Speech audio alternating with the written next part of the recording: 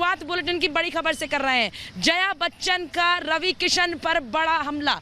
जया बच्चन कह रही है कि जिस थाली में खाते हैं उसी में छेद करते हैं। जया बच्चन कह रही हैं कि इंडस्ट्री को गटर बताने वाले लोगों को शर्म आनी चाहिए। जया बच्चन का हमला रवि किशन पर। रवि किशन पर जया बच्चन का ये बड़ा हमला। जया बच्चन अब इस मामले में खुलकर मैदान में आ गई हैं और सीधे सवाल उठा रही हैं। जिस थाली में खाते हैं उसी में छेद करते हैं। जया बच्चन का बड़ा हमला रवि किशन पर। बॉलीवुड को लेकर जिस तरह के सवाल उठ रहे हैं, जया बच्चन ने क्या कहा आपको सुनाते हैं। Yesterday, one of our members in the Lok Sabha spoke, who is from the industry, against, I'm not taking a name, against the film industry. It's a shame. जिस थाली में खाते हैं उसमें छेद करते हैं। गलत बात है। I need the protection. The industry needs the protection and support of the government. Ravi Kishan ने क्या कहा था? रवि किशन के किस बयान पर हमला किया जया बच्चन ने, आपको वो भी सुनाते हैं। रवि किशन का ये बयान सुनिए।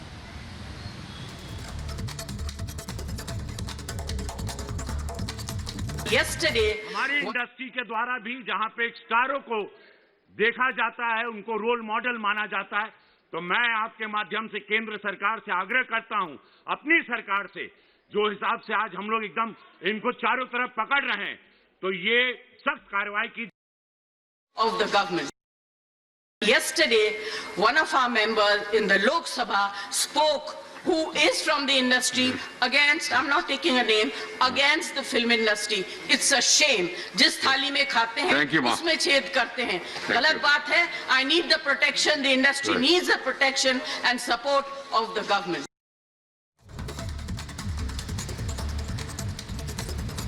तो आपने सुना जया बच्चन कैसे हमला कर रही हैं रवि किशन पर। रवि किशन ने कहा कि बॉलीवुड को कुछ लोग बदनाम कर रहे हैं और जया बच्चन पलटवार कर रही हैं। जया बच्चन को आपने सुना। जया बच्चन कह रही हैं कि जिस थाली में खाते हैं उसी में छेद करते हैं। लेकिन सवाल तो उन लोगों से है जो ड्रग नेक्सस का हिस्सा हैं। सवाल तो उन लोगों से है जो ये ड्रग पार्टियां कर रहे हैं। सवाल उन लोगों से है जो गंदगी ड्रग्स के नाम पर बॉलीवुड में फैला रहे हैं। ऐसे में ये दिक्कत क्यों और ये सवाल क्यों ना पूछे जाएं?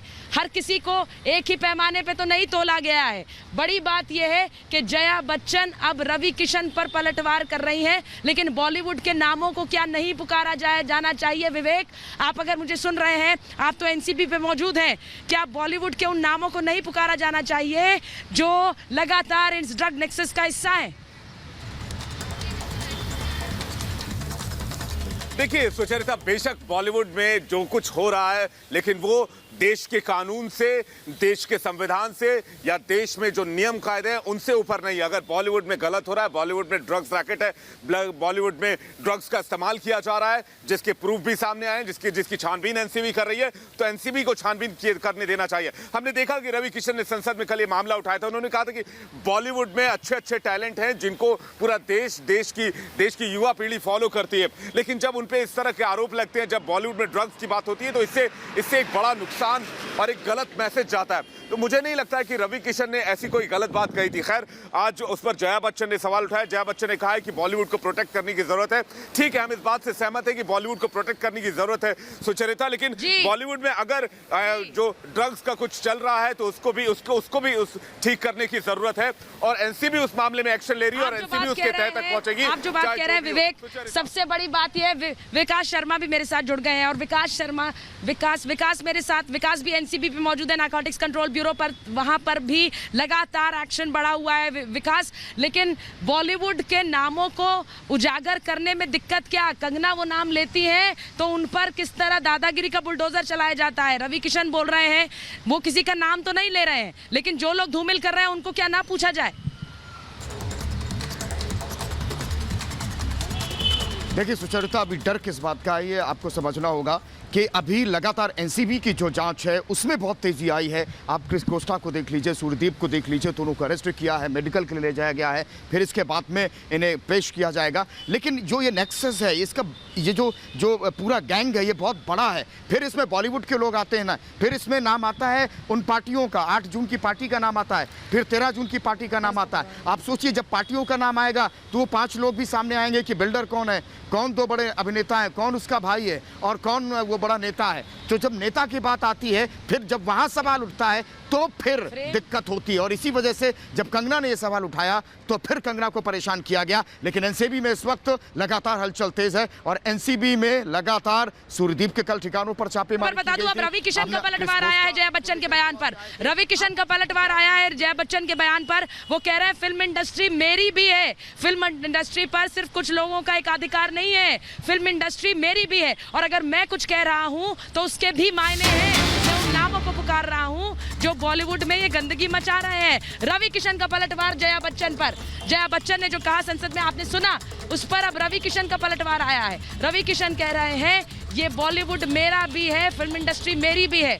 और अगर मैं कुछ कह रहा हूं तो मैं बॉलीवुड के अंदर से आवाज उठा रहा हूं, बॉलीवुड के अंदर से आवाज उठा रहा हूं। किसी का एकाधिकार नहीं है इस इंडस्ट्री पर, किसी का एकाधिकार नहीं है।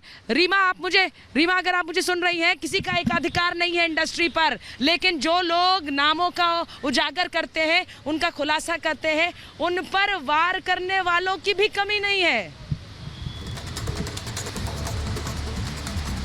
बिल्कुल, अब सीधे सीधे इसको इस तरीके से भी देख सकते हैं सुचारिता की बॉलीवुड में 2 फाड़ की स्थिति हो चुकी है। एक तरफ जया बच्चन, रवि किशन और वार पलटवार का जो ये सिलसिला है वो शुरू हो चुका है। लेकिन जया बच्चन जो ये कह रही है कि जिस थाली में खाते हैं उसी में छेद करते हैं, तो उनको ये भी तो देखना चाहिए कि उन चुनिंदा चेहरों के वजह से बॉलीवुड की जब बदनामी हो रही है तो जया बच्चन के पास तो आवाज है, वो भी अपनी बेबाक आवाज के लिए जानी जाती है। तो जया बच्चन मैं आपको रोक रही हूं क्योंकि हमारे सहयोगी हिमांशु